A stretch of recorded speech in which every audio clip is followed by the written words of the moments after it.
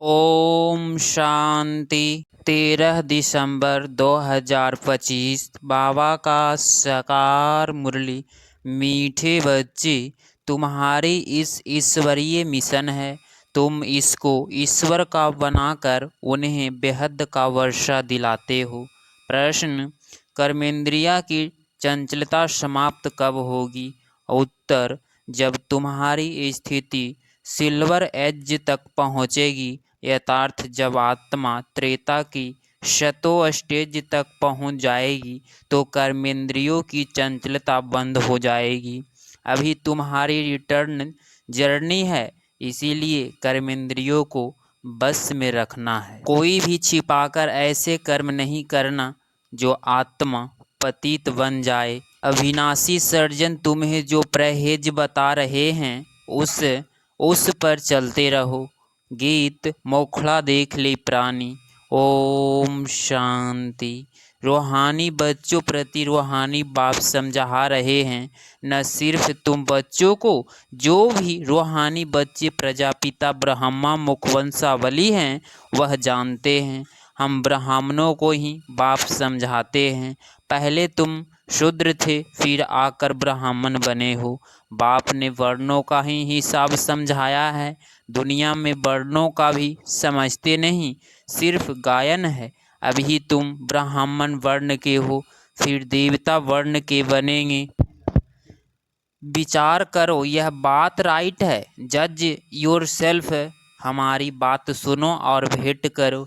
शास्त्र में जो जन्म जन्मांतर सुने हैं और जो ज्ञान सागर बाप समझाते हैं उनकी भेंट करो। राइट है। ब्राह्मण धर्म अथवा कुल बिल्कुल भूले हुए हैं। तुम्हारे पास विराट रूप का चित्र राइट बना हुआ है, इस समय समझाया जाता है। बाकी इतनी भुजाओं वाले चित्र जो बनाए हैं और देवियों को हथियार आदि बैठ दिए हैं, वह सब है रॉन्ग। यह भक्ति मार्ग के चित्र हैं। इन आँखों से सब देखते हैं परंतु समझते नहीं। कोई के ऑक्यूपेशन का पता नहीं है। अभी तुम बच्चों को अपनी आत्मा का पता पड़ा है और 84 जन्मों का भी मालूम पड़ा है। जैसे बाप तुम बच्चों को समझाते हैं, तुमको फिर औरों को समझाना है। शिव बाबा तो सबके पास नहीं जाएंगे, जरूर बाप के मददगार चाहिए ना। इसीलिए तुम्हारी यह ईश्वरीय मिशन तुम सबको ईश्वर का बनाते हो, समझाते हो। वह हम आत्माओं का बेहद का बाप है, उससे बेहद का वर्षा मिलेगा। जैसे लौकिक बाप को याद किया जाता है, उससे भी जास्ती प्रलौकिक बाप को याद करना पड़े। लौकिक बाप तो अल्पकाल के लिए सुख देते हैं, बेहद का बाप बेहद का सुख देते हैं। यह अभी आत्माओं को ज्ञान मिलता है। अभी तुम जानते हो 3 बाप है, लौकिक है, प्रलौकिक है और अलौकिक है। बेहद का बाप अलौकिक बाप द्वारा तुमको समझा रहे हैं। इस बाप को कोई भी जानते नहीं। ब्रह्मा की बायोग्राफी का किसको पता नहीं है? उसका ऑक्यूपेशन भी जानना चाहिए ना। शिव की, श्री कृष्ण की महिमा गाते हैं, बाकी ब्रह्मा की महिमा कहाँ? निराकार बाप को जरूर मुख तो चाहिए ना, जिससे अमृत दे। भक्ति मार्ग में बाप को कभी यथार्थ रीति याद नहीं कर सकते हैं। अभी तुम जानते हो, समझते हो, शिव बाबा का रथ यहाँ है। रथ को भी श्रृंगार करते हैं ना, जैसे मोहम्मद के घोड़े को भी सजाते हैं। तुम बच्चे कितना अच्छी रीति मनुष्यों को समझाते हो। तुम सभी की बड़ाई करते हो, बोलते हो तुम यह देवता थे, फिर 84 जन्म भोग तमो प्रधान बने हो। अब फिर शतो प्रधान बनना है तो उसके लिए योग चाहिए, योग चाहिए। परंतु बड़ा मुश्किल। कोई समझते हैं? समझ जाए तो खुशी का पारा चढ़े, समझाने वाले का तो और ही पारा चढ़ जाए। बेहद का बाप का परिचय देना कोई कम बात है क्या? समझ नहीं सकते, कहते हैं यह कैसे हो सकता। बेहद के बाप की जीवन कहानी सुनाते हैं। अब बाप कहते हैं बच्चे पावन बनो। तुम पुकारते थे ना कि हे पतित पावन आओ, गीता में भी मन मना भव्य अक्षर है, परंतु उनकी समझानी कोई के पास है नहीं। बाप आत्मा का ज्ञान भी कितना क्लियर कर समझाते हैं। कोई शास्त्र में यह बातें है नहीं। भल कहते हैं आत्मा बिंदी है, भ्रकुटी के बीच स्टार है, परंतु यथार्थ रीति किसी की बुद्धि में नहीं है। वह भी जानना पड़े। कलयुग में है ही अनराइटियस, सतयुग में है सब राइटियस। भक्ति मार्ग में मनुष्य समझते हैं यह सब ईश्वर से मिलने के रास्ते हैं। इसीलिए तुम पहले फॉर्म भराते हो, यहाँ क्यों आए हो, इससे भी तुमको बेहद के बाप का परिचय देना है।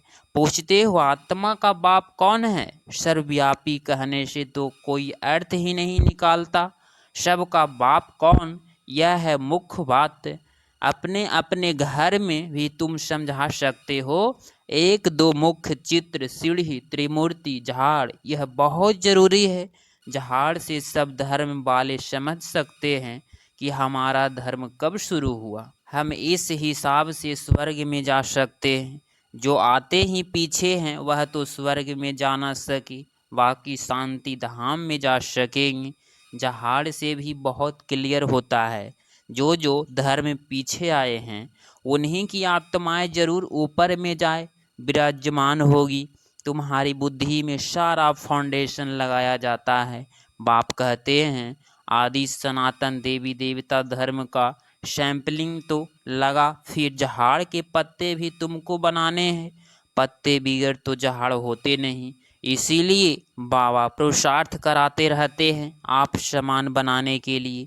और धर्म वालों को पत्ते नहीं बनाने पड़ते हैं, वह तो ऊपर से आते हैं, फाउंडेशन लगाते हैं, फिर पत्ते पीछे ऊपर से आते जाते हैं। तुम फिर झाड़ की वृद्धि के लिए यह प्रदर्शनी आदि करते हो, इससे पत्ते लगते हैं, फिर तूफान आने से गिर पड़ते हैं, मुरझा जाते हैं। यह आदि सनातन देवी देवता धर्म की स्थापना हो रही है। इसमें लड़ाई आदि की कोई बात नहीं, सिर्फ बाप को याद करना और कराना है। तुम सबको कहते हो और जो भी रचना है उसको छोड़ो।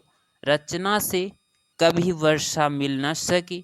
रचयिता बाप को ही याद करना है और किसकी याद न आए, बाप का बनकर ज्ञान में आकर फिर अगर कोई ऐसे काम करते हैं तो उसका बोझा सिर पर बहुत चढ़ता है। बाप पावन बनाने आते हैं और फिर ऐसे कुछ काम करते हैं तो और ही पतित बन पड़ते हैं। इसीलिए बाबा कहते हैं ऐसे कोई काम नहीं करो जो घाटा पड़ जाए। बाप की ग्लानि होती है ना, ऐसे कर्म नहीं करो जो विकर्म जास्ती हो जाए। परहेज भी रखनी पड़े, दवाई में भी परहेज रखी जाती है। डॉक्टर कहे यह खटाई आदि नहीं खाना है तो मानना चाहिए ना। कर्मेंद्रियों को वश करना पड़ता है। अगर छिपाकर खाते रहेंगे तो फिर दवाई का असर नहीं होगा। इसको कहा जाता है आसक्ति। बाप भी शिक्षा देते हैं यह नहीं करो, सर्जन है ना। लिखते हैं बाबा मन के संकल्प बहुत आते हैं, खबरदार रहना है। गंदे स्वप्न मनसा में संकल्प आदि बहुत आएंगी, इससे डरना नहीं है। सत्युग त्रेता में यह बातें होती नहीं। तुम जितना आगे नज़दीक होते जाएंगे, सिल्वर एज तक पहुँचेंगे, तब कर्मेंद्रिया की चंचलता बंद हो जाएगी, कर्मेंद्रिया बस हो जाएगी। सत्युग त्रेता में बस ही थी ना, त्रेता की अवस्था तक आओ तब बस होगी। फिर सतयुग की अवस्था में आएंगी तो शतो प्रधान बन जाएंगी, फिर सब कर्मेंद्रिया पूरी बश हो जाएगी। कर्मेंद्रिया बस थी ना, नई बात थोड़े ही है। आज कर्मेंद्रिय के बस में है, कल फिर पुरुषार्थ पर कर्मेंद्रियों को बश कर लेते हैं तो वह 84 जन्मों में उतरते आए हैं। अभी रिटर्न करनी है सबको, शतो प्रधान अथवा में जाना है। अपना पाठ देखना है, हमसे कितने पाप कितने पुण्य किए हैं। बाप को याद करते करते आयरन एज से सिल्वर एज तक पहुंच जाएंगी तो कर्मेंद्रिया बस हो जाएगी। फिर तुमको महसूस होगा। अभी कोई तूफान नहीं आते हैं, वह भी अवस्था आएगी, फिर गोल्डन एज में चले जाएंगे। मेहनत कर पावन बनने से खुशी का पारा चढ़ेगा। जो भी आते हैं उसको समझना है कैसे तुमने 84 जन्म लिए हैं। जिससे 84 जन्म लिए हैं वही समझेंगे, कहेंगे अब बाप को याद कर मालिक बनना है।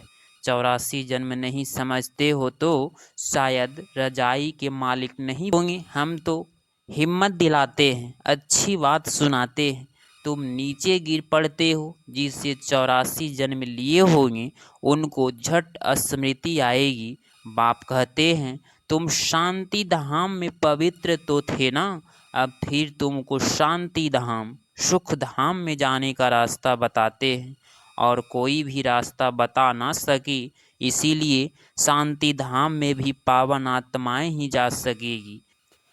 जितना खाद निकलती जाएगी उतना उच्च पद मिलेगा। जो जितना पुरुषार्थ करे, हर एक के पुरुषार्थ को तो तुम देख रहे हो। बाबा भी बहुत अच्छी रीति से मदद करता है। वह तो जैसे पुराना बच्चा है, हर एक की नज्म को समझते हो ना। सियाने जो होंगे वह झट समझ जाएंगे बेहद का बाप है। उनसे जरूर स्वर्ग का वर्षा मिलना चाहिए, मिला था अब नहीं है, फिर मिल रहा है। एम ऑब्जेक्ट सामने खड़ा है। बाप ने जब स्वर्ग की स्थापना की थी तुम स्वर्ग के मालिक थे, फिर 84 जन्म नीचे उतरते आए हो। अभी है यह तुम्हारा अंतिम जन्म। हिस्ट्री रिपीट जरूर करेगी ना। तुम सारा 84 का हिसाब बताते हो, जितना समझेंगे उतना पत्ते बनते जाएंगे। तुम भी बहुतों को आप समान बनाते हो ना। तुम कहेंगे हम आए हैं सारे विश्व को माया की जंजीरों से छुड़ाने। बाप कहते हैं मैं तुमको रावण से छुड़ाने आता हूँ। तुम बच्चे भी समझते हो बाप ज्ञान का सागर है। तुम भी ज्ञान प्राप्त कर मास्टर ज्ञान सागर बनते हो ना। ज्ञान अलग है, भक्ति अलग है। तुम जानते हो भारत का प्राचीन राज्यों बाप ही सिखलाते हैं, कोई मनुष्य सिखला नहीं सकते। परंतु यह बात सबको कैसे बताए। यहाँ तो आसुरों के विघ्न भी बहुत पड़ते हैं। आगे तो समझते थे शायद कोई कीचड़ा डालते हैं, अभी समझते हो यह विघ्न कैसे डालते हैं। नथिंग न्यू, कल पहले भी यह हुआ था। तुम्हारा बुद्धि में यह सारा चक्र फिरता रहता है। बाबा हमको सृष्टि के आदि मध्य अंत का राज्य समझा रहे हैं। बाबा हमको राइट हाउस का भी टाइटल देते हैं। एक आँख में मुक्ति धाम, दूसरी आँख में जीवन मुक्ति धाम। तुमको शांति धाम में जाकर फिर सुख धाम में आना है, यह है ही दुख धाम। बाप कहते हैं इन आँखों से जो कुछ तुम देखते हो उसको भूल जाओ, अपने शांति धाम को याद करो। आत्मा को अपने बाप को याद करना है, इसको ही अव्यभिचारी योग कहा जाता है। ज्ञान भी एक से ही सुनना है, वह है अव्यभिचारी ज्ञान। याद भी एक को ही करो, मेरा तो एक दूसरा न कोई। जब तक अपने को आत्मा निश्चय नहीं करेंगे तब तक एक की ही याद आएगी नहीं। आत्मा कहती है मैं तो एक बाबा की ही बनूंगी, मुझे जाना है बाबा के पास से। यह शरीर तो पुराना जड़ जड़ी भूत है, इसमें भी ममत्व नहीं रखना है। यह है ज्ञान की बातें, ऐसे नहीं कि शरीर की संभाल नहीं करनी है। अंदर में समझना है यह पुरानी खाल है, इसको तो अब छोड़ना है। तुम्हारा है बेहद का संन्यास, वह तो जंगल में चले जाते हैं, तुमको घर में याद करते हैं।